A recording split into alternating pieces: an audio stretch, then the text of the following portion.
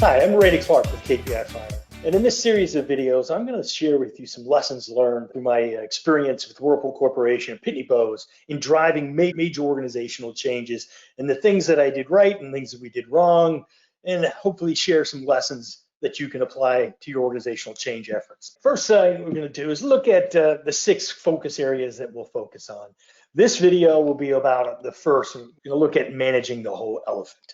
Now, what does this mean to manage the whole elephant? Let me go back to with Whirlpool. We're looking and faced with an organizational transformation to really change the culture of an organization to become a world-class organization, provide world-class results to our stakeholders.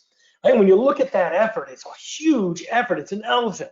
It's a huge, daunting task. So we thought, hey, one way of tackling this is let's take this and break it up into many different groups and elements. This was a major mistake, and the thing I'm here to warn you about. Peter Senge talks about it in the 5th discipline, and he says taking an organizational effort like a change effort and cutting it up, or taking a major elephant and cutting it into pieces, you do not get left with many functional elephants. What you get is a mess. And that's true in exactly what happened to us at Whirlpool, right? So Peter Senge talks about it as the principle of the system boundary.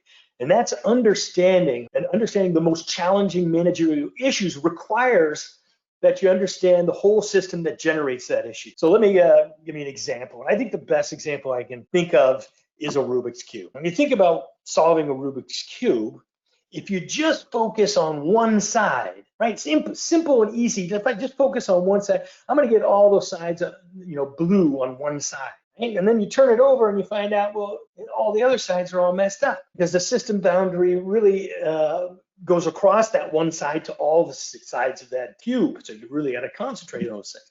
So example at Whirlpool, what we did is we said, well, we've got this organizational change we're going to drive, and we're looking at producing these results across that organization to our stakeholders. So first thing we do is let's chop this organization up into tiny elephants. Well, as Peter Senge said, what you end up with is a mess. What happened is that we generated a lot of internal focus and basically sub-optimized the process so that the results were not achieved. And in fact, over a year and a half, maybe 2 years of struggling with deploying our change in this fashion until we realized that the system boundary was beyond that. To understand that the stakeholders and the total process, the value stream that we're looking at was end to end, and we needed to look at this as a single organization.